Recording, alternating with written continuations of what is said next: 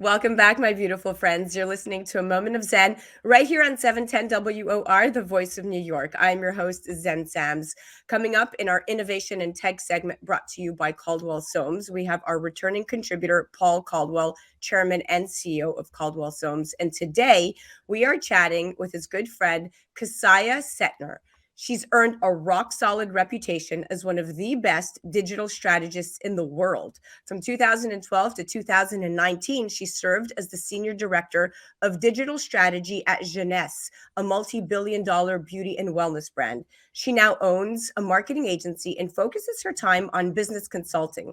Today, we are chatting about fintech's social impact, what cross-border social commerce can mean for the future, and how it all ties into Web3. Now, experts predict that NFTs and Web3 transactions will most likely be commonplace in e-commerce within less than 5 years. So if you don't want to fall behind, it's time to start planning ahead. Now, Web3 eliminates the need for trust and the need for intermediaries facilitating virtual transactions. Instead, safe transactions and reliable payments are guaranteed through the blockchain. And at least in theory, Web3 would also better protect user privacy, since today it's mainly big tech who are collecting potential sensitive information and user data. Now, Web3, crypto, and NFTs are already impacting e-commerce, which is a development that will only accelerate.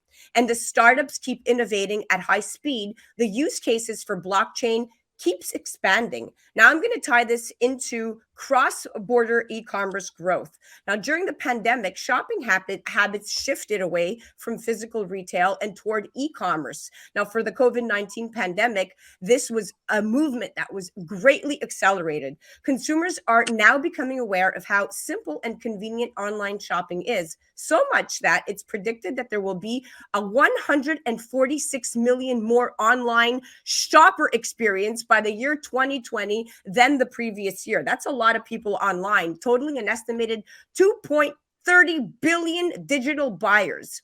Here to chat some more are Paul Caldwell and Cassiah. Welcome to the show, superstars. Hi, Zen. Thank you so much for having us today. So nice to finally have you on. Paul, welcome back. Thanks, Zen. How are you? Doing great. All right, let's dive right into this, Paul.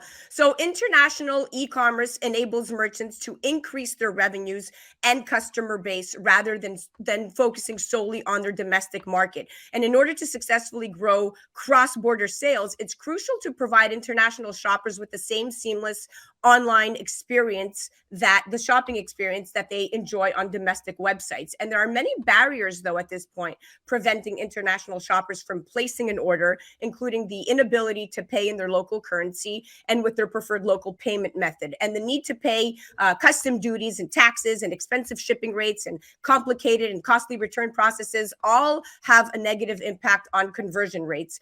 Online shoppers who experience difficulties when trying to purchase cross-border are likely to abandon their cart, Paul, and search for a more user-friendly website to make their purchase. What do you say to this? And talk to me about the innovative platforms that you currently are looking at.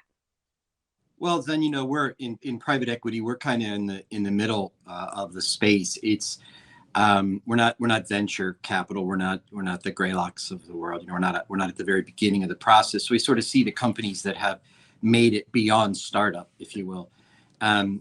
We have a few companies in our portfolio actually that are in this space right now. Blockchain Data, Original Digital Corporation with its OG Pay and OG2D. And what we see really emerging in the space for cross-border payments is tokenization of payments. Just like you could tokenize cash flow inside a non-fungible token or an NFT, you can also tokenize a payment inside that same context and using that same technology. And so, for example, OG Pay right now is facilitating cross-border payments through simple widget technologies that can activate a payment in another country and on a website in another country.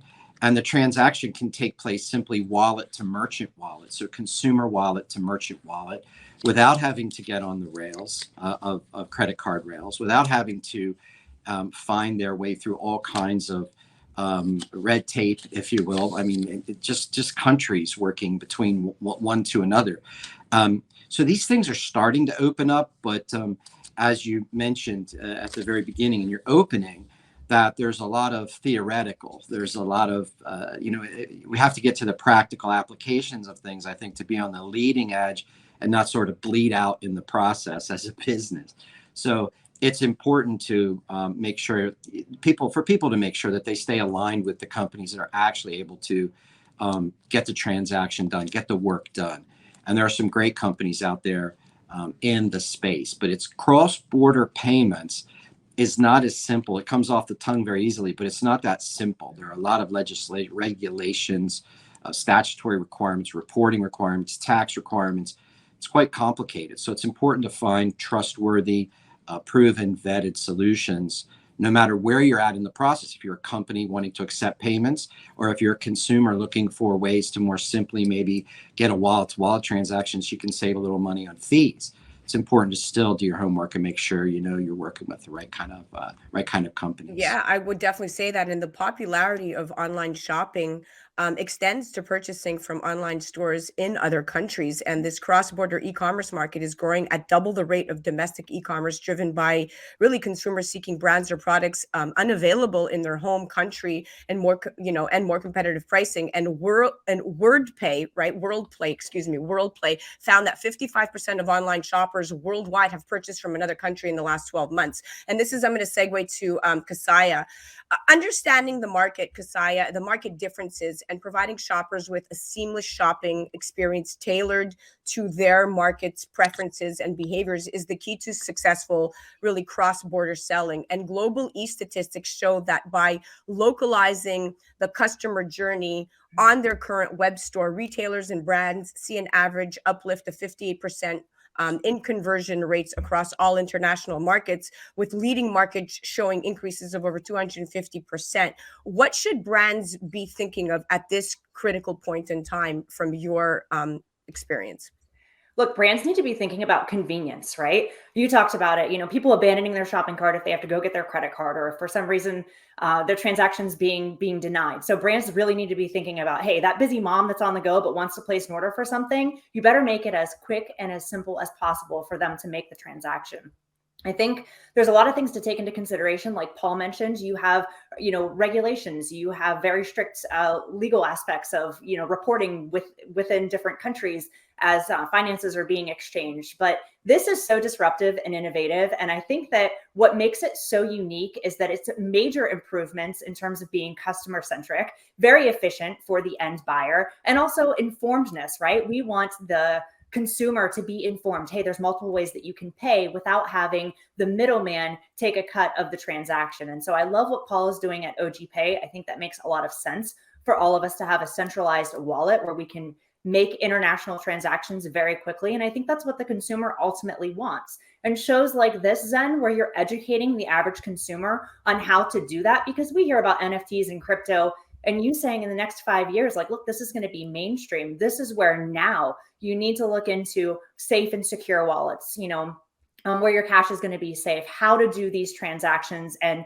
OG Pay is leading the way in doing that. I think it's important for the brands to look at facilitating very simple checkout processes. That's where we see social media heading, where there's going to be in-app purchases where you can use multiple forms of currency. And I think that's also where you're seeing the transaction fees happening with credit cards, right? I used to travel constantly. I've been all around the world, and I had a very specific credit card that I used because I didn't have foreign transaction fees. And so part of getting away from that is saying, hey, you don't need to have, this expensive credit card to be able to purchase overseas or cross-border. Now anyone can do it from the comfort of their home, which is where we're seeing people doing the most shopping, and where it's trending is all through e-commerce. And so brands really need to take note. Exactly. It customer centric and as simple and as easy as possible for the end user to purchase their products. Yeah, you said it best. I mean, and it feels like with what you're saying and Paul is saying, that OG Pay is really solving real world issues. And I'll segue to Paul right now. In the near future, Paul, consumers will most likely be buying products in web shops through innovative contract-enabled and distributed applications, dApps, over the blockchain. And self-executing code will make these transactions immutable and trustless, leading to reductions in returns, chargeback fees, and even fraud. While today, trust is the primary driver in e-commerce, that will be less of importance in Web3, where it's the blockchain that guarantees the transactions. So paying with cryptocurrencies in e-commerce will be just as common as paying with credit cards or PayPal. What do you say to this? And talk to me about the efficiency OGPay is allowing. You go onto a web shop, a web store, at the checkout, to be as simple as pay now with your presets, and your presets could be your cryptocurrency, it could be your Bitcoin and your Bitcoin wallet. And people think they can pay with cryptocurrency simply right now. What they don't look at a lot of times is there's an actual tax, there's a fee that they pay when they pay with crypto, because you're still talking about middlemen, you're still talking about a form of cryptocurrency merchant service provisioning. And when that goes away and it all becomes true, in simple terms, peer-to-peer, with the one peer being the company, the business, and the other peer being the consumer, without any of that middle ground, so to speak, the facilitation of that, where you can really make money in different ways. If you tied the shopping cart in, if a company like OGPay ties their shopping cart into a unique liquidity provisioning platform that's already trading crypto in the background and earning profits, bringing liquidity to the space immediately is a win-win. Yeah, so that transaction can Yes. happen, but the consumer doesn't need to get beat up with fees in the process. Yeah, it's a great synergy. We have about a minute and a half left in this segment, and I want to get to Cassiah really quickly. This is an important question, and I want you to answer it as quickly and as efficiently as you can. So, as with many emerging technologies, there's yet no universal definition of what exactly the metaverse is or what it will look like, right? But we know that it's coming,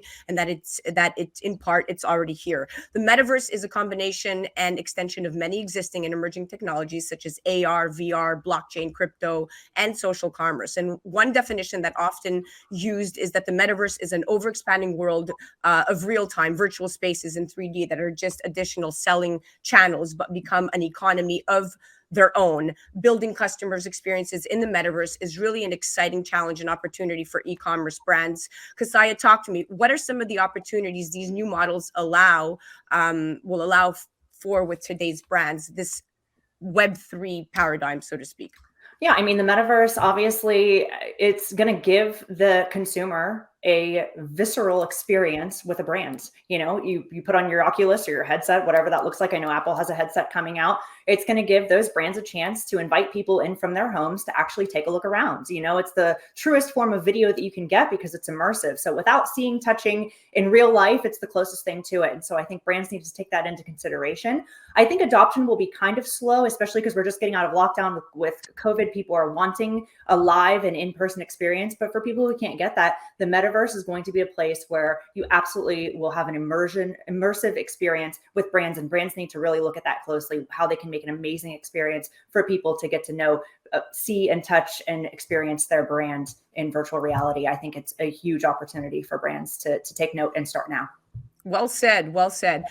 All right, so we were at the intersection of really chatting about OGPay and how OGPay is really money management transformed, and why it really matters in this era of coming into Web 3.0.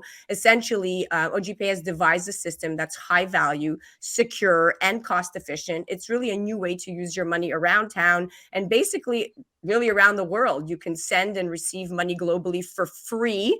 You can pay for goods and services in person and online. You could pay bills, buy and sell digital currencies like Bitcoin, Ethereum, and really so much more. And this is my favorite part. They have a multilingual, multi-currency platform that will have you up and running in just minutes. Now, For those listening, you could say that that sounded like an infomercial, but it's actually that good to be true. And this is why we continue to do these segments, because they are really paving the way out of poverty for so many, especially for the unbanked or underbanked that don't have the ability to have a bank account. This is actually solving real world issues. All right, so let's pick up the conversation when it comes to truly understanding the paradigm of where we are. So I will start back up with Paul and pick up the conversation here. So Paul, when we look at the trends of digitization and modernization and consolidation,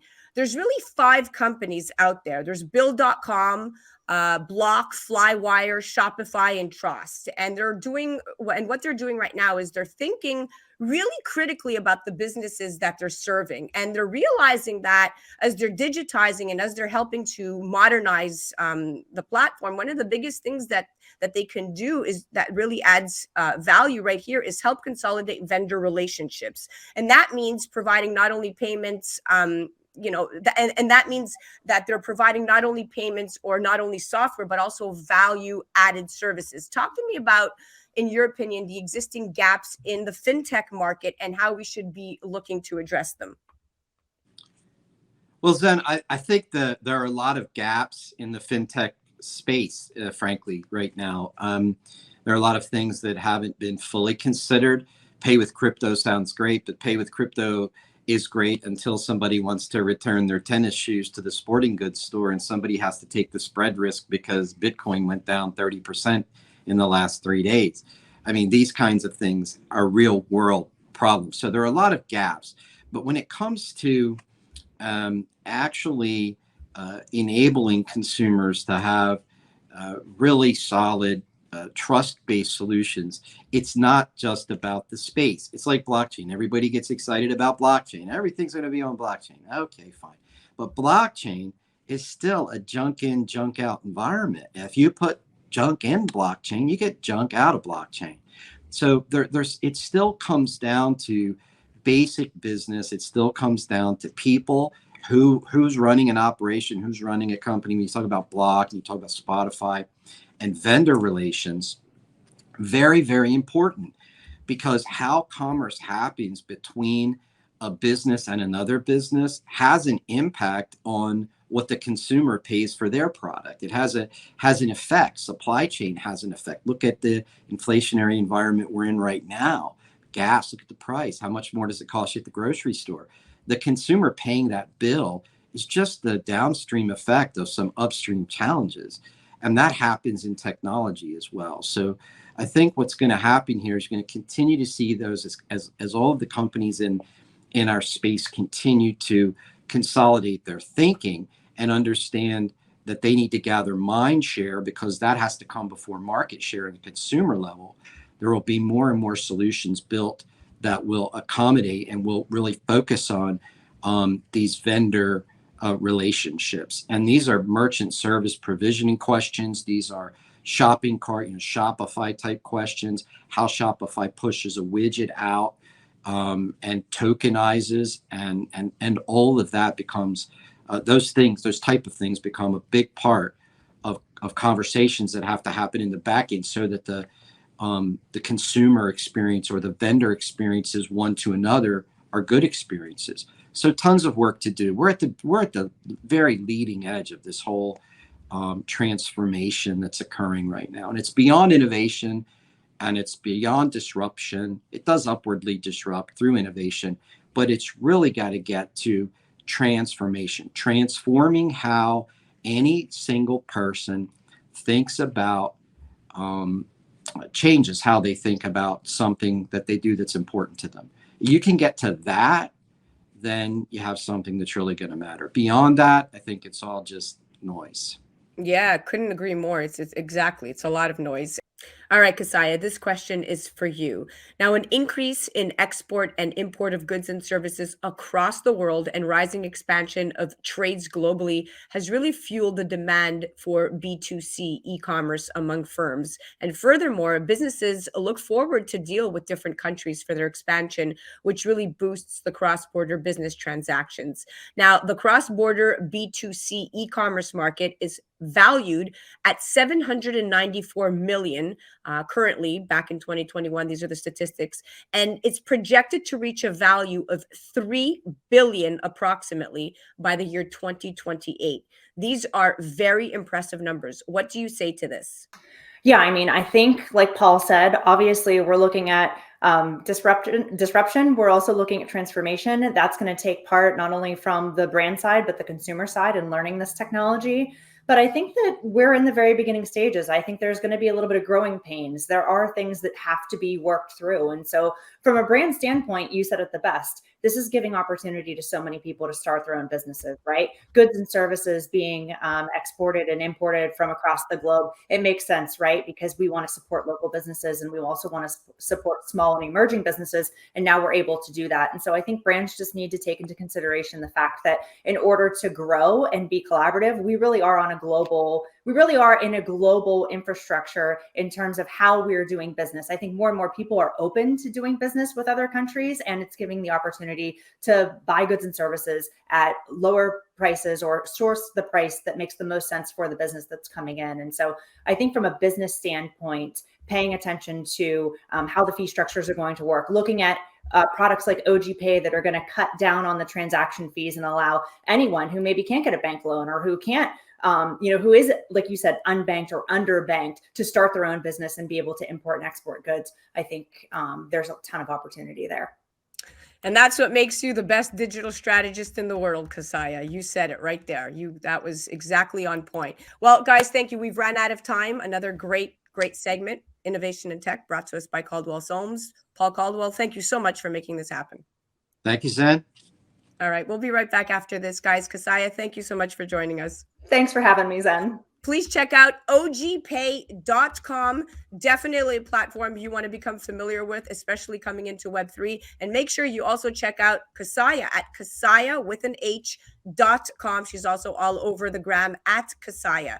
You're listening to A Moment of Zen right here on 710 WOR, the voice of New York. We'll be right back after this.